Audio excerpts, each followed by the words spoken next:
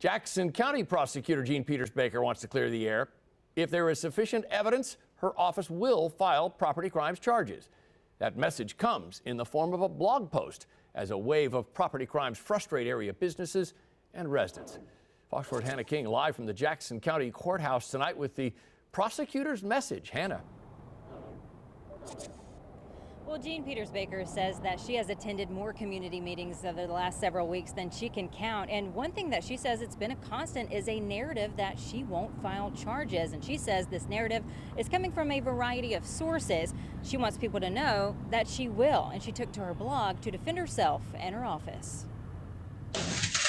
Misguided. It's wrong. It's false. Jackson County Prosecutor Jean Peters Baker wants to set the record straight. A blog is not to defame anyone. It's simply to show people how starkly inaccurate that false narrative is. It she's referring to is this blog, one where she highlighted many things, including her filing rate and debunking what she calls a myth that the prosecutor won't prosecute. The narrative is off, so we're trying to fix the narrative. Who can come to the table? Who wants to engage in solutions? Here's just one chart. As of last week, there were 52 total presented cases to her when nearly 9,000 of larceny theft offenses were reported this year. We'll file charges if they come to my You office. bet. She wants people to look at the facts. If evidence is legally sufficient, she will file the case and has a message for those who say she won't. Whoever is passing along that messaging, especially individuals that might be part of, the whole apparatus of government, needs to stop doing it. Here she explains. This is the amount of crime that happens.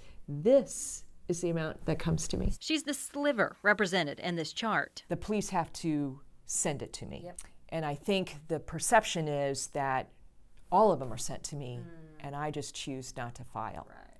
When of course, of the ones I get, I have a very high file rate. I just don't get very many. And here's a Kansas City business owner still waiting on accountability for recent crimes committed against his business. Bottom line is we can point fingers, but we need, instead of me in front of this camera, we need the mayor, we need either the police chief or the police commissioner, and we need the prosecuting attorney. And we need them to say to the Kansas City public, business owners and residents alike, we understand the problem of property crime. We're unified in the way that we're going to fix it.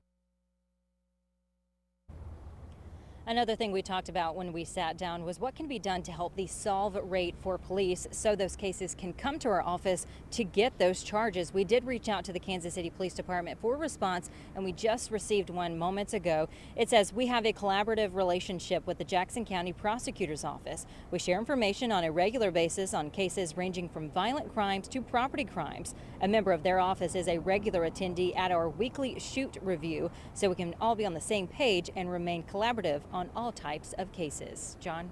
Hannah King live at the Jackson County Courthouse tonight. Hannah, thanks.